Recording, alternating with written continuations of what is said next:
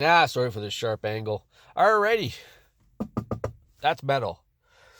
Just got these from the Ford dealership because I had a hard time trying to find these things used. So this thing is going to be a fingerprint magnet. I can see that already. So I've got it installed. You know, 7mm or 9/32 screws. It's pretty straightforward. You pop these off, right? So right now I'm trying to source the Ford Sync display, the one that's a full-size display here. Trying to get this. Just talked to the wrecker. He's going to go out and just double check. This is where I got the column and everything. The entire interior came out of this car, so I'm looking to try and upgrade all this to the Ford Sync so I can actually get Bluetooth on my phone. This module doesn't have Bluetooth enabled on it, so I can't talk on my phone. I can hit phone all I want. It's just auto muted.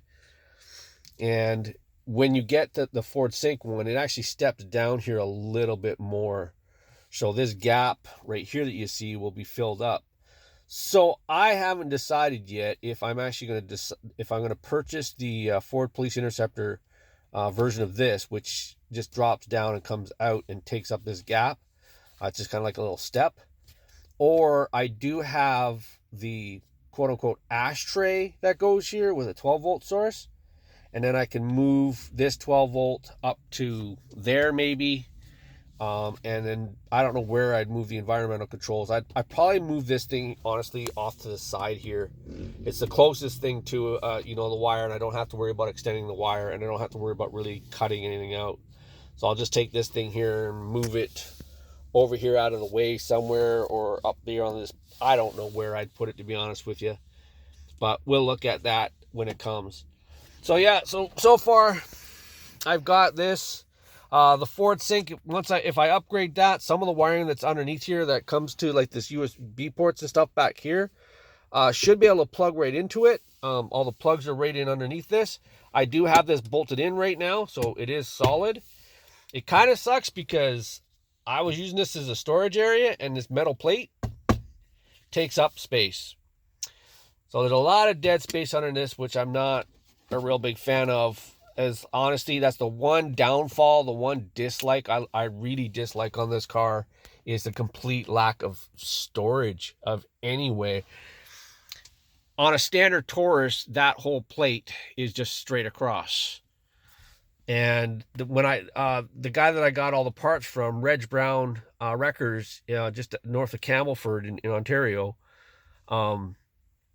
he actually was going to give me that plate, and it would look nice in here, no doubt, but then I lose that cubby hole. And as it is, there's no storage in here.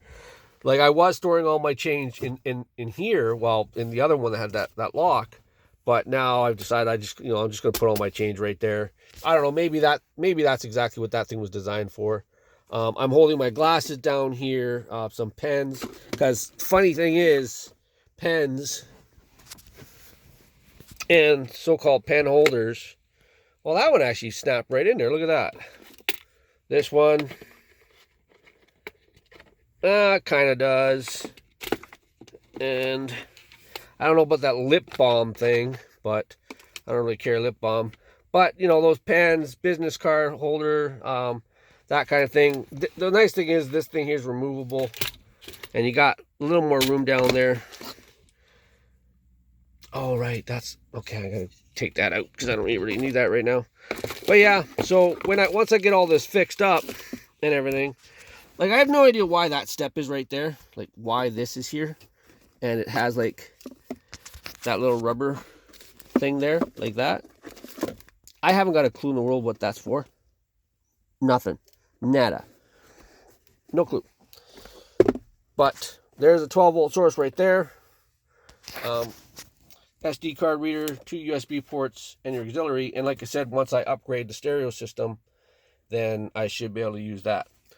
Anyway, so yeah, that's just basically the center console in the 2013 Ford Taurus Police Interceptor.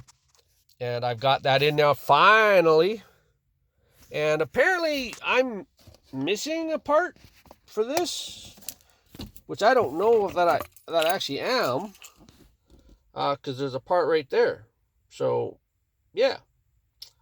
I'll have to contact the Ford dealership there and just double check, see what I paid for, because they said that 2 of the pieces arrived and I'm missing 1 piece. So I'm not sure which piece I'm actually missing now, because I know I ordered this with this little, I think the insert that I'm buying is different than this, because this, and I think that was like 25 bucks. So I don't know if this is what I actually bought or if the other one is that I bought. I don't know. Weird how that steps it up, eh? That one there drops in, and this one here brings it up to level. But yet it's level down there. I don't know. Keep it from rattling. Easy to clean. All right, I'm not going to make this video any longer. Like, share, comment, and of course, guys, look forward to all my other videos. You know, as I make these kind of annoying, badly edited, badly not edited videos. There she is. That's her. The center console is coming along just fantastic. Can't wait to get the rest of it done. Yeah, there we go. Oh, before I go, a little caveat. If you guys stuck around long enough, if you guys are working on your back doors, you know, like, I hope you guys stayed. When you take the door panel off, the cable is actually tucked in. It actually is attached. So don't do what I did and buy new cables. I gotta wipe this interior down now. The back is finally done. Like 99% of it's done. So I can actually wipe it all down now. So you can actually get in and out now. I attached the cable there. I bought cables. I just didn't realize it was tucked in there, and they are cables. So I pulled that cable out, connected it there, and then I actually ended up having to take this latch out and made sure it was connected. And sure enough, it was connected, but it still didn't work. Neither did the other side. And before I went and bought new latches, I was talking to my mechanic about it, and he was actually dying. We were looking on that P1450 code. That's on my previous video, if you guys watched that one. And I mentioned it, and he turned around, and he actually grabbed his knife. He popped this off, and right behind there, guys, is the child safety lock. Sure enough, the child safety lock is on. So you put your knife in there and you turn it, and it pops. Now you can open your door. So if you guys stayed around long enough, you got that little tidbit. As always, guys, like, share, comment, and hit that bell for notifications. And I'll see you guys in the next one. Peace.